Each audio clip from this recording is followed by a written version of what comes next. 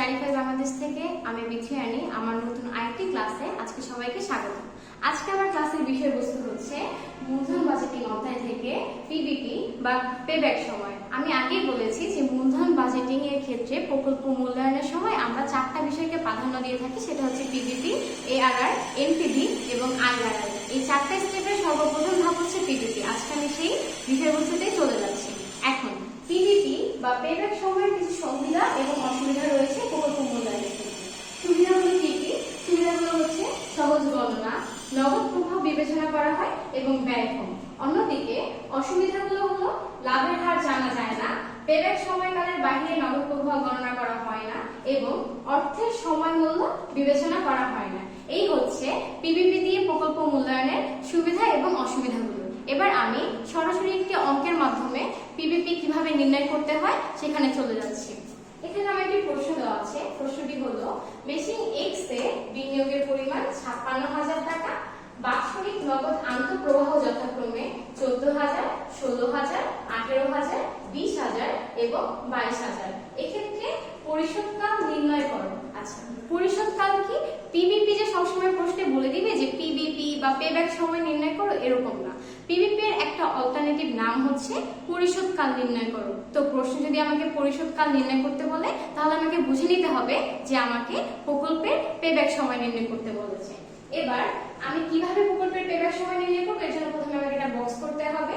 বক্সে আমাকে বছর, নগদ প্রবাহ এবং ক্রমশীলিত নগদ প্রবাহ দিয়ে তিনটা রো করতে হবে। আচ্ছা, এবার বছর কয় বছর দেওয়া আছে আমার? ১, ২, ৩, ৪ এবং ৫। আমি লিখলাম ১, ২, ৩, ৪ এবং ৫। নগদ প্রবাহগুলো কত কত দেওয়া আছে? ১৪,০০০, ১৬,০০০, ১৮,০০০, ২০,০০০ এবং ২২,০০০। এবার ক্রমযোজিত নগদ প্রবাহ আমরা কিভাবে করব? প্রথম ঘরে যে নগদ প্রবাহ ১৪,০০০ টাকা আছে, এটা ক্রমযোজিত নগদ প্রবাহের ঘরেও সেম হবে ১৪,০০০। এর পরের ঘরে কি হবে? এই ১৪,০০০ এর সাথে নগদ প্রবাহ ১৬,০০০ যোগ করবে, দ্যাটস মিন কত হবে? ৩০,০০০। এবার এই ৩০,০০০ এর সাথে আবার ১৮,০০০ যোগ করে কত হবে? ৪৮,০০০। ৪৮,০০০ এর সাথে আবার ২০,০০০ যোগ করলে কত হবে? ৬৮,০০০। এভাবে ৬৮,০০০ এর সাথে আমরা ২২,০০০ যোগ করলে আমরা কত পেয়ে যাব? ৯০,০০০ পেয়ে যাব। এই হচ্ছে আমার পিবিপি করার প্রথম সারণীটা। এই সারণী থেকে আমরা কিভাবে পিবিপি নির্ণয় করব?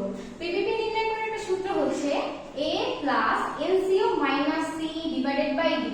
এখানে এনসিও হচ্ছে বিনিয়োগ, সি হচ্ছে ক্রমযোজিত নগদ প্রবাহ, ডি হচ্ছে নগদ প্রবাহ এবং এ হচ্ছে বছর। এনসিও আমার কোথায় দেওয়া থাকবে? এনসিও আমার প্রশ্নে দেওয়া আছে। এই যে বিনিয়োগের পরিমাণ, বিনিয়োগের পরিমাণ কত টাকা? ৫৬,০০০ টাকা। আমি লিখলাম বিনিয়োগের পরিমাণ ৫৬,০০০ টাকা।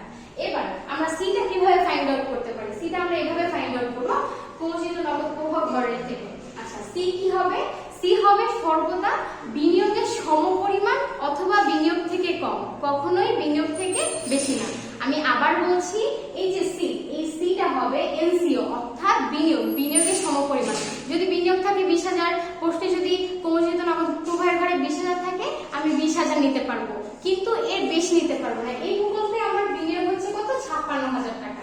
এখন আমি নিতে পারবো কত? ৪৮,০০০ টাকা, কারণ এখানে ৫৬,০০০ টাকা নেই। যদি আমার ৫৬,০০০ টাকা থাকতো তাহলে আমি ৫৬,০০০ টাকা নিতাম, কিন্তু যেহেতু আমার ৫৬,০০০ টাকা নাই, আমি কি বলছি যে বিনিয়োগের সমপরিমাণ নিতে পারবো অথবা বিনিয়োগ থেকে কম নিতে পারবো, বেশি নিতে পারবো না। যেহেতু বেশি নিতে পারবো না, এজন্য আমরা ৬৮,০০০ টাকা না নিয়ে আমরা কত নিতে পারবো? ৪৮,০০০ টাকা। আমরা নিলাম ৪৮,০০০ টাকা। এবার ডি কি হবে? ডি হবে ক্রমযোজিত নগদ প্রবাহ ঘরের নিচের ঘরে, ঠিক ইমিডিয়েট নিচের ঘরে নগদ প্রবাহ। তাহলে ইমিডিয়েট নিচের ঘরে নগদ প্রবাহ কত? ২০,০০০ টাকা। আমি ২০,০০০ টাকা দিলাম। এবং এ হচ্ছে ক্রমযোজিত নগদ প্রবাহের ঘরের বছর। এই যে ক্রমযোজিত নগদ প্রবাহ বরাবর। তাহলে কি হলো যে আমরা যদি এই সব কয়টাকে ক্যালকুলেশন করি, ক্যালকুলেশন করার পরে আমরা কত পেলাম? 3 প্লাস 0.4 যদি আমরা যোগ করি তাহলে কত হবে? 3.4। অর্থাৎ হচ্ছে যে আমার অ্যান্সারটা আসলো ৩.৪ বছর।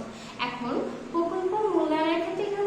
একটা প্রকল্প ছিল, দ্যাটস ওয়াই হচ্ছে আমরা পিবিপিটা নির্ণয় করলাম, কিন্তু আমাদের হাতে যদি একটা প্রকল্প না দিয়ে অনেকগুলো প্রকল্প দিত, যে অনেকগুলো একাধিক একটা অথবা দুইটা, তখন কি হইতো যে আমরা যেই প্রকল্পের পিবিপি সময়টা কম হতো, যেমন এটা আমি ধরে নিলাম এই প্রকল্প, এটার পিবিপি সময় আমরা বের করলাম হচ্ছে ৩.৪ বছর, এবং আরেকটা প্রকল্প আমার প্রশ্নে দেওয়া আছে সেটা হচ্ছে পিবিপি আসলে সামথিং 2.6 বছর। তাহলে কোনটা আমার জন্য ভালো হইতো? এই যে 2.6 বছর যেটা, এটা।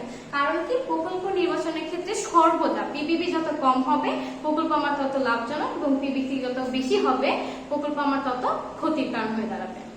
ধন্যবাদ সবাইকে। আজকে আমার আলোচনার বিষয়বস্তু এতটুকুই। সবাই স্টাডিফাই বাংলাদেশের সাথে থাকবেন এবং পাশে থাকবেন।